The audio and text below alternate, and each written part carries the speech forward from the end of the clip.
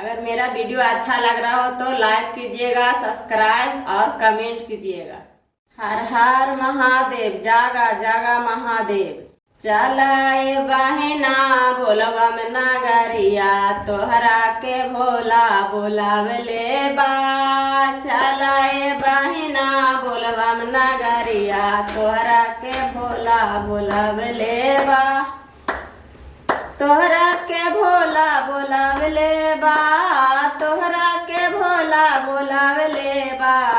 चलाए सखिया बोलबा में नगरिया, तोहरा के भोला बोलावले बा।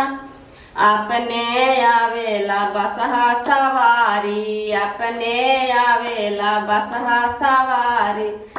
तोहरा के कारा मंगावले बा, तोहरा के कारा मंगावले बा। चलाए सखिया बोलबा में नगरिया, तोहरा के भोला बोलावले बा। चलाए सखिया बोलबा में नगरिया, तोहरा के बाबा बोलावले बा। अपने खाएला भांग के गोला, अपने खाथिन भांग के गोला। तोहरा के पूरी पकावले बा, तोहरा ला पूरी पकावले बा। चलाए सखिया बोलबा में नगरिया, तोहरा के भोला बोलावले बा। चलाए सखिया बोलबा में नगरिया, तोहरा के भोला बोलावले बा।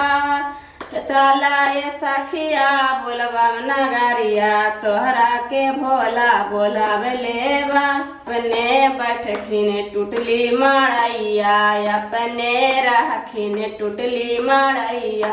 तोहरा ला महल बनावले बा, तोहरा ला महल बनावले बा। चलाए सखिया बोलबा में नगरिया, तोहरा के बाबा बोलावले बा। चलाए सखिया बोलबा में नगरिया, तोहरा के बाबा बोलावले बा। अपने रहेला भूतवा बैतलवा के संग में, अपने रहेला भूतवा बैतलवा के संग में। तोहरा के शिष्या बहना बोलावले बा, तोहरा के गुरु भैया बोलावले बा। चलाए सखिया बोलबा में नगरिया, तोहरा के भोला बोलावले बा। चलाए सखिया बोलबा में नगरिया, तोहरा के भोला बोलावले बा।